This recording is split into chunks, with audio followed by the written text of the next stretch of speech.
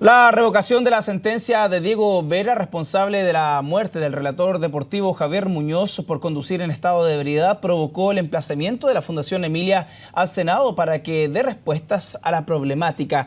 Para hablar sobre el funcionamiento del reglamento está con nosotros precisamente la presidenta de la Fundación Emilia, Carolina Figueroa. Carolina, muchas gracias por estar acá en CNN Chile. No, gracias a ustedes por la invitación. Bien, primero que todo, ¿cuál es la reacción de parte de ustedes sobre este veredicto, este cambio de veredicto finalmente a favor del imputado? Mira, nosotros estamos bastante preocupados porque no es la primera vez que nos cambia la Corte de Apelaciones de Valparaíso un veredicto en relación al caso de la ley Emilia. El primer cambio fue en el caso de Pablo Asensio, que es el primer caso juzgado bajo ley Emilia en el país, en el cual el Tribunal Oral en lo Penal les da 9 años y la Corte de Apelaciones, sin ninguna explicación, llega y lo baja a 1 año de prisión efectiva.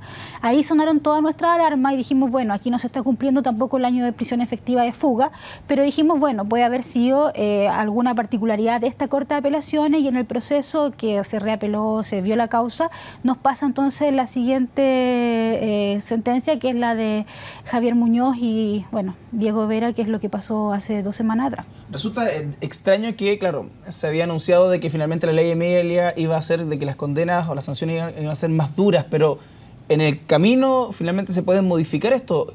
¿Ustedes pretendían que esto iba a pasar?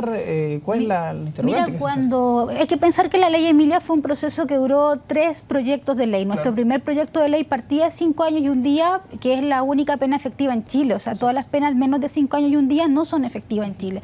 Y fue la Comisión de Constitución y Justicia de la Cámara del Senado la que bajó la pena porque, según ellos, era desproporcionado de acuerdo al sistema penal. Luego vino la agenda antidelincuencia y ahora las proporciones están, entre comillas, desproporcionadas al delito que nosotros sancionamos con la ley Emilia. Y ellos nos aseguraron de que efectivamente la Comisión de Constitución y Justicia, con nombre y apellido, Alberto Espina, Hernán Larraín, Felipe Herboe, Durresti, nos aseguraron que con esta ley efectivamente se iba a acabar la impunidad y efectivamente los tribunales orales en lo penal iban a tener las garantías de establecer sentencias que no fueran bajadas por las Cortes de Apelaciones.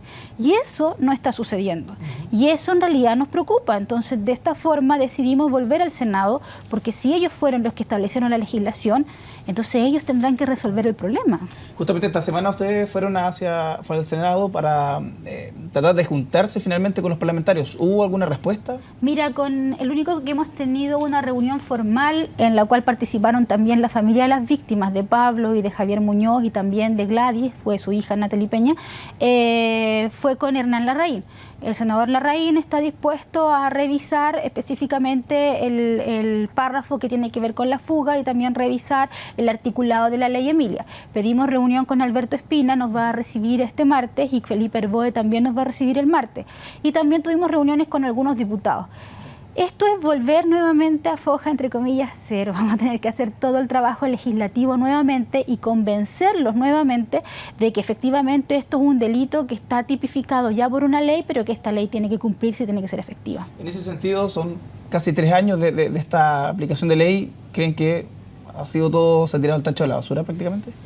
Mira, yo creo honestamente que estamos mejor que cuando fue mi caso. En mi caso, el imputado por la muerte de mi hija tuvo 2 años de firma mensual.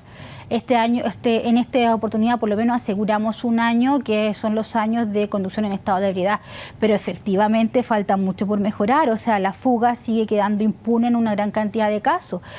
Tampoco hay una homologación del bajo la influencia del alcohol con el estado de ebriedad, que también era una cosa que nosotros pretendíamos tener con la ley Emilia, para que tuvieran justicia familias como la de Juanita Ruiz o Karen Mesa, que fueron atropelladas por un sujeto que marcó 0.46 y que está en su casa libre disfrutando sin ninguna pena o sentencia asociada. Entonces, ahí al debe, tenemos al debe la homologación, está al debe que efectivamente se cumpla una ley que fue promulgada para que tuviera fin a la impunidad. Y hay otras cosas anexas que también están pasando y que tienen que ser reformuladas. Ustedes como fundación, ¿qué propuestas piden o qué cambios quieren hacer? Nosotros como fundación tenemos una agenda corta y una agenda larga, como a todo el mundo le gusta hablar de agenda. La agenda corta efectivamente es que revisen el entramado de la ley Emilia, establezcan los criterios para arreglar el párrafo de la fuga, también establezcan los criterios para arreglar el párrafo de la conducción en estado de ebriedad y que ojalá se homologue el bajo la influencia con el estado de ebriedad. Y la agenda larga tiene que ver con otras prerrogativas que están bajo la ley de tránsito y también con la aparición de la figura del defensor ciudadano. ¿Y por qué me detengo en esto? La mayor cantidad de personas que viven este tipo de delitos tienen que pagar abogados querellantes. El imputado tiene un abogado defensor. El Estado está defendido por el fiscal y las víctimas, además de cargar el dolor de los delitos, tienen que juntar plata haciendo bingos, colecta, etcétera, para pagar abogados querellantes. Entonces, una exigencia de agenda larga es que efectivamente el Estado se ponga en el lugar de las víctimas y también cumple el compromiso del debido proceso para todas las víctimas que quedan totalmente indefensas frente a este tipo de delitos.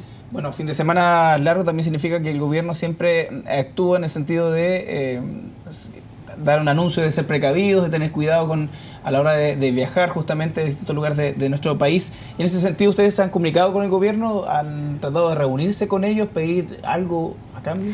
Nosotros con el gobierno estamos tratando de reunirnos y comunicarnos constantemente. Para nosotros las campañas que son centradas solamente en los fines de semana largos no son efectivas. Para nosotros una campaña efectiva es aquella que se mantiene durante todo el tiempo. Y es por eso que por Transparencia Activa pedimos, por ejemplo, cuál es el costo en difusión que tiene asociado CONACET. Y nos encontramos con la sorpresa de que el costo anual de este año 2016 son 146 millones. O sea, la nada misma y la cosa ninguna. Un fallecido prematuro en Chile son 280 millones de pesos que pierde el Estado. Y el gasto total de difusión de CONACET para todas las campañas de prevención este año son 146 millones. Entonces aquí hay algo que no está funcionando. Y lo mismo con la prevención. Dicen y dan anuncios, hemos subido un 40% en prevención. Nosotros por transparencia pedimos a Carabineros cuál es exactamente el número de controles efectivos y el número de alcoholímetros que se toman este control efectivo. Y nos llevamos la sorpresa de que la gran subida de alcoholímetros es de un 9 a un 12%. Entonces no es un 40% más de alcoholímetros en la calle. Claro, tú lo puedes ver este fin de semana que efectivamente van a haber más controles, pero ¿y el resto del año? Entonces es el resto del año el que nos preocupa. Más encima más allá de los fines de semana, claro, sobre todo este año que fueron pocos. O sea, periodos de contingencia, claro, hay mayor prevención, pero ¿qué pasa con el resto de los días del año? Y eso me preocupa porque el año pasado subimos a 1.653 los fallecidos por siniestros viales, 3 veces más que por los delitos como homicidio, y a nadie parece preocuparle que sea la primera causa de muerte. Entonces eso es algo que está pendiente y en un diálogo que tiene que ser más fluido con el gobierno. Sin dudas. Carolina Figueroa, te queremos agradecer por esta entrevista a Canciones Chile. No, gracias.